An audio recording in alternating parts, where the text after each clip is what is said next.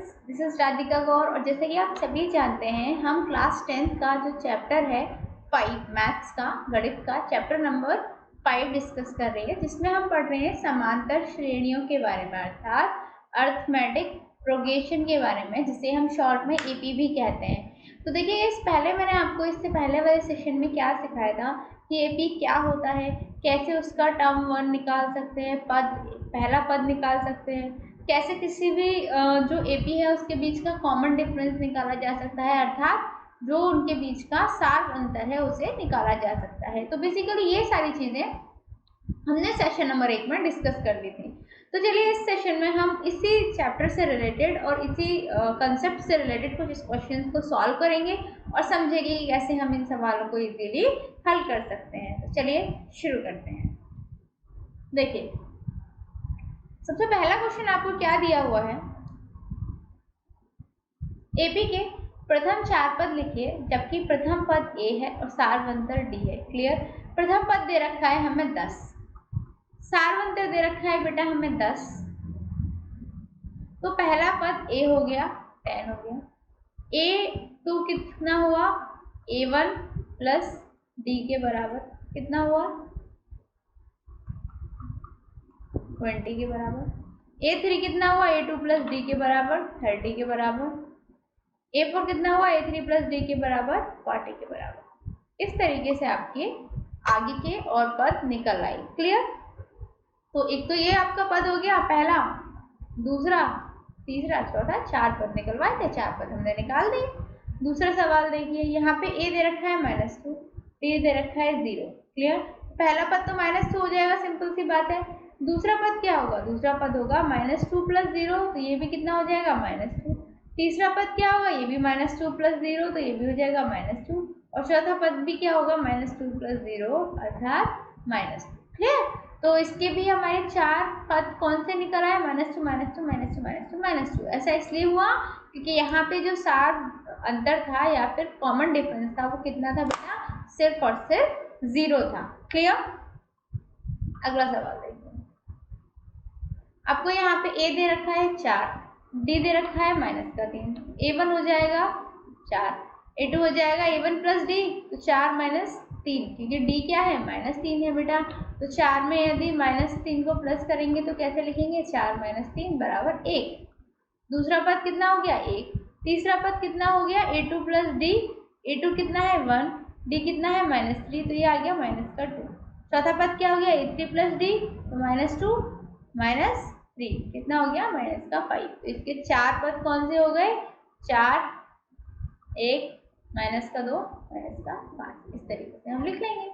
अगला सवाल देखिए, A दे रखा है -1 और D दे रखा है बेटा 1/2। तो पहला पद A1 बराबर क्या हो जाएगा, -1। A2 बराबर क्या हो जाएगा, A1 प्लस D बराबर -1 प्लस 1/2, तो हो जाएगा -1/2। A3 कितना हो जाएगा बेटा, A2 प्लस D -1/2 प्लस 1/2, इसका हो गया 0। चौथा पद A4 कितना हो जाएगा, A3 प्लस D, तो ये हो जाएगा 0 प्लस 1/2, तो ये आ जाएगा 1/2।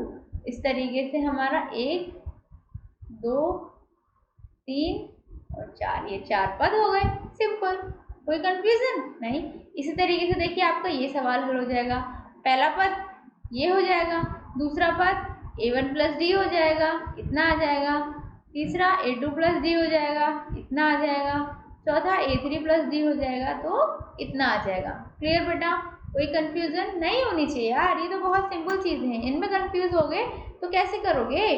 चलो ये देखो, निम्नलिखित में कौन कौन एपी हैं, यदि कोई एपी है तो इसका सारवंतर ज्ञात कीजिए और इनके 3 पदों को और लिखिए। देखिए, पहले ये पता लगाना है कि इनमें से कौन से एपी हैं, कौन से एपी नहीं है।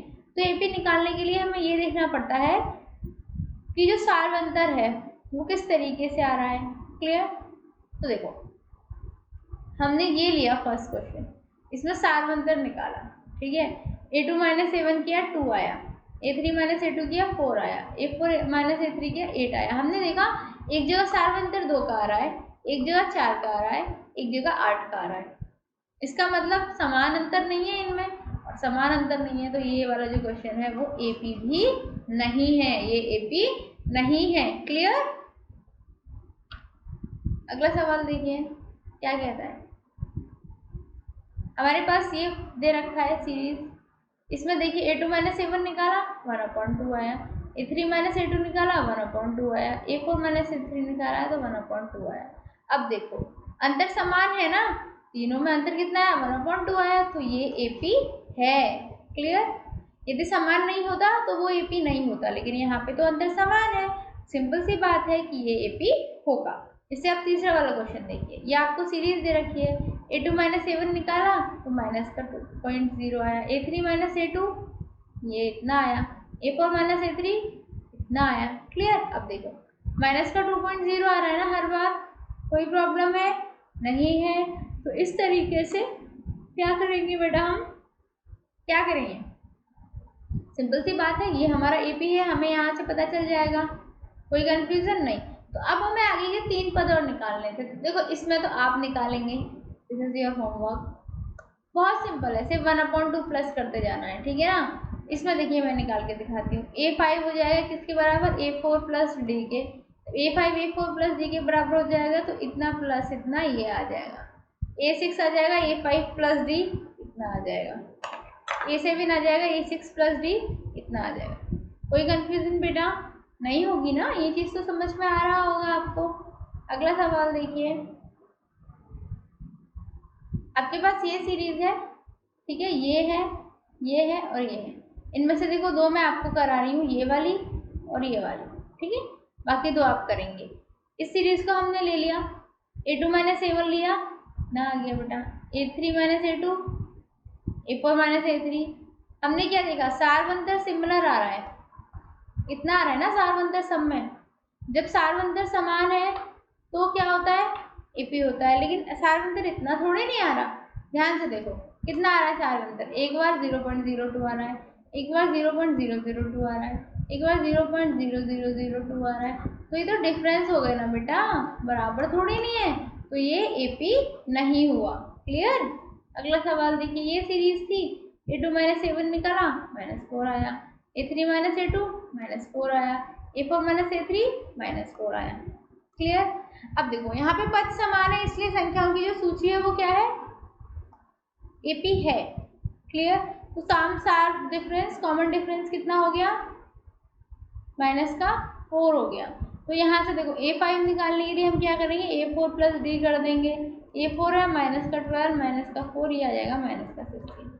a6 निकालने के लिए बेटा हम क्या करेंगे, a5 प्लस का डी करेंगे, तो -16 -4 ये आ जाएगा -20। a7 निकालने के लिए हम क्या करेंगे, देखो a6 प्लस का डी करेंगे, तो ये आ जाएगा -20 -4 बराबर का -24। बताओ इस चीज़ में कोई किसी को कोई कंफ्यूजन, समझ में आई ना ये चीज़, वेरी गुड। अगला सवाल देखिए, ये भी मैं करा देती हूँ।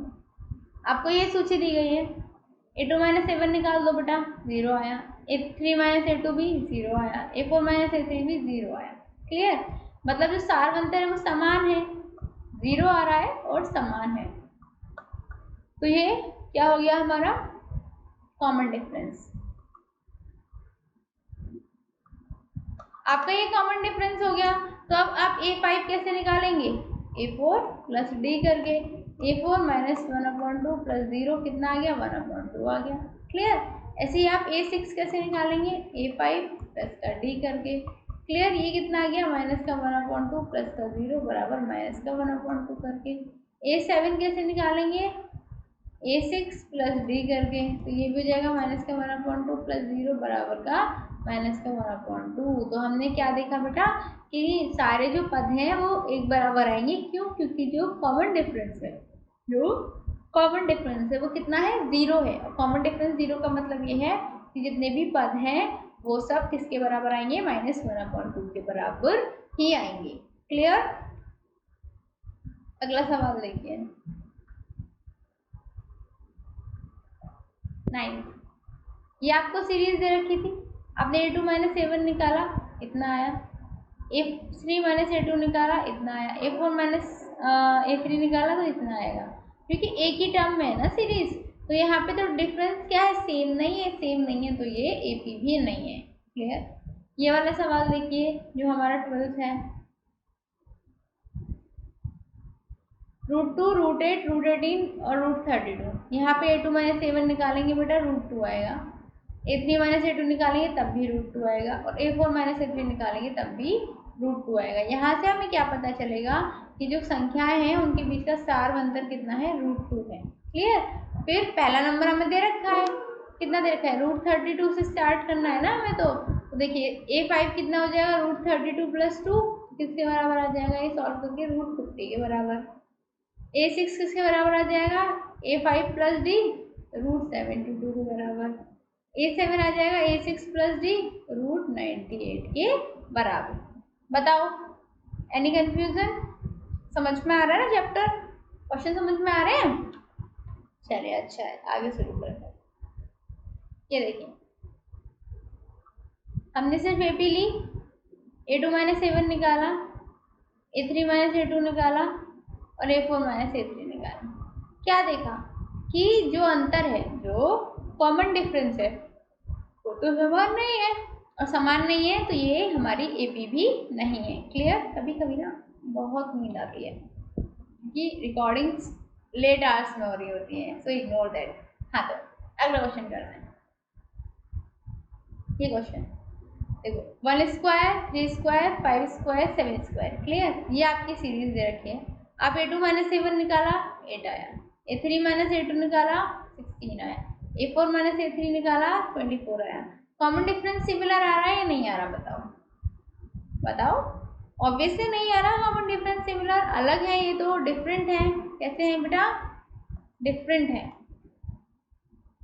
डिफरेंट है तो ये जो संख्या है इनकी जो सूची है वो AP नहीं होगी। क्लियर।